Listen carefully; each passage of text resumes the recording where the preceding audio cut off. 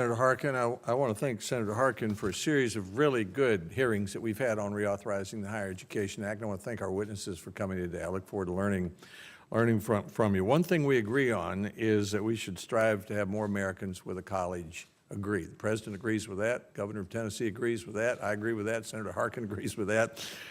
It might be associates or bachelor or beyond, but we need more graduates for the era we're in.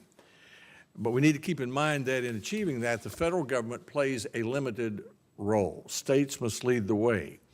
As Senator Harkin said, 3 out of 4 undergraduate students attend public 2- or 4-year institutions governed by states. They receive substantial state funding. They attend those institutions because they're good, and in part because they're affordable. The average in-state tuition fees are $8,600 for a 4-year institution, $3,100 for a 2-year institution. Federal government provides some funding to help students gain access. The Pell Grant goes up to $5,700. It averages about $3,600 for a typical low-income student. The first 2 years of college, therefore, are basically free. Students are eligible for more in grants than the cost of tuition. The federal government also makes about $100 billion in loans available to students. That can be up to about $7,500 a year for a typical dependent undergraduate student. But despite all of those federal dollars, and they're substantial, the federal government is still a minority investor in higher education. According to the State Higher Education Executive Officers Association, public colleges and universities, these are the ones that 3 out of 4 Americans attend, received about $143 billion in 2013. $81 billion of that came from state and local revenues, $61 billion from tuition. That includes Pell Grants and other federal loans So states continue to play the biggest role financially. Every governor knows that, knows how important that is, and many are doing very innovative work. For example, Governor of Tennessee, Bill Haslam, has a Drive for 55 campaign aimed at having 55% of Tennesseans with a post-secondary degree.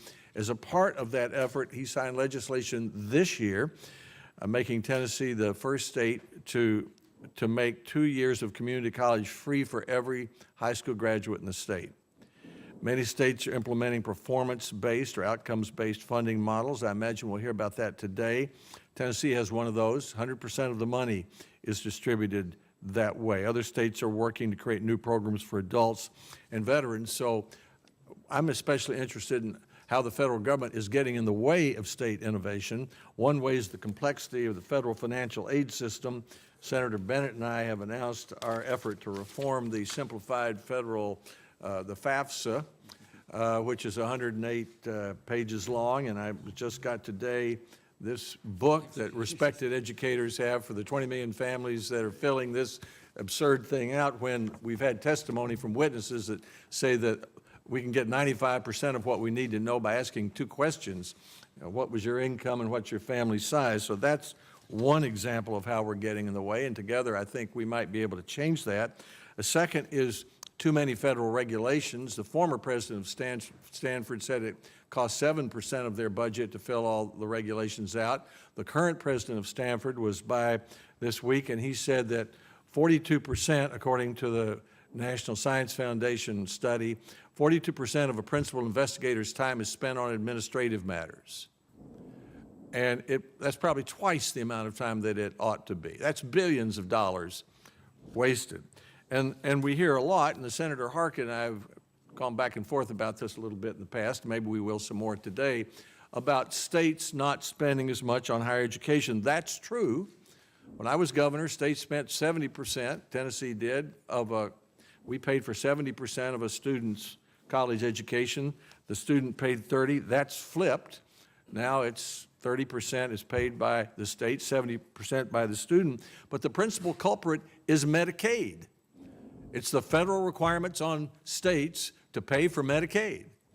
It was 30 years ago when I was governor. It is today. 30 years ago, Medicaid was 8% of the state budget. Today, it's 30% of the state budget. And those dollars come mostly out of higher education. That's not just my opinion. Peter Orszag, Thomas Kane of Brookings have written extensively about that.